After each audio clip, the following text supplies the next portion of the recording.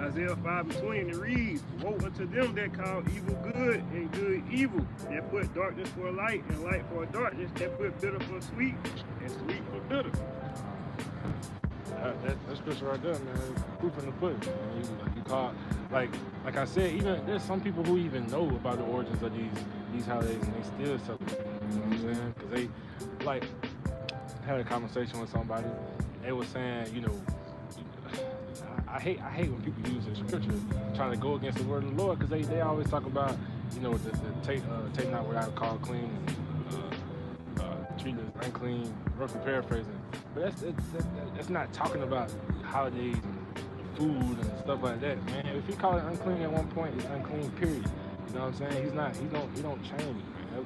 Malachi 3:6. That's how you gotta read, man. He don't change. He's not finna.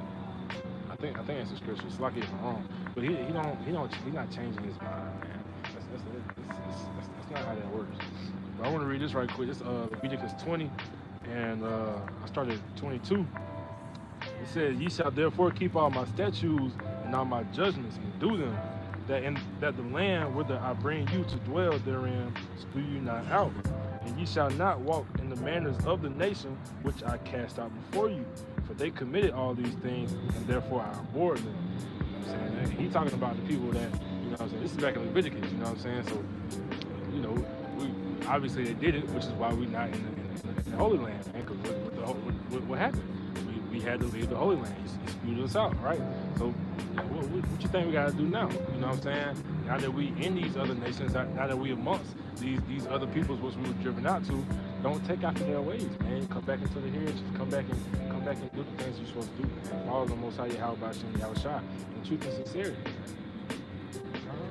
I'm just read this real quick. Just while I was in my spirit about the point we were saying about how people try to use these different scriptures to debunk what you can eat. You feel me? What's clean, what's not clean. You feel me? The Lord, it's a future prophecy. The Lord would have never said this if you could eat swine flesh and these abominable things. Yeah, Isaiah. This Isaiah chapter 66, and I'll just start at 16. It says, For by fire and by his sword will the Lord plead with our flesh, and the slain of the Lord shall be many. They that sanctify themselves and purify themselves in the gardens behind one tree in the midst, eating swine's flesh, and the abomination and the mouse shall be consumed together, saith the Lord, man. So the Lord telling me, everybody's eating these abominable foods, eating this swine's flesh and the mouse.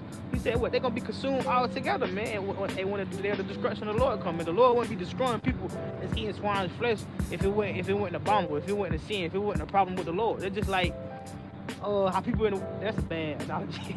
I'm gonna use a bad analogy, but it's just like if you ain't got a problem with something, you're not gonna care about it. If the Lord he obviously got a problem with eating swine's flesh, these different things that he told you not to do, and you're doing it, he obviously got a problem with it. If you're gonna get destroyed for it, you know what I'm saying? It's really just as simple as it's a prophecy. Yeah. He said when he come back, if he catch you eating this shit, you gonna die. All right, bring it out again. All right. It's Isaiah chapter 66, and I'm starting at 16 again. It says, For by fire and by his sword will the Lord plead with all flesh, and the slain of the Lord shall be many.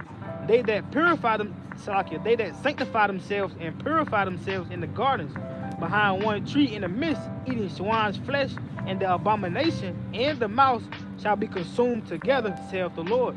And that's spiritual, because remember the account where Yahweh shall cast some demons. Where he cast some demons to? The swines, man. Okay, so in other words, the Lord said, everybody gonna be full of demons. Once you eat, you get full. Now you full of demons.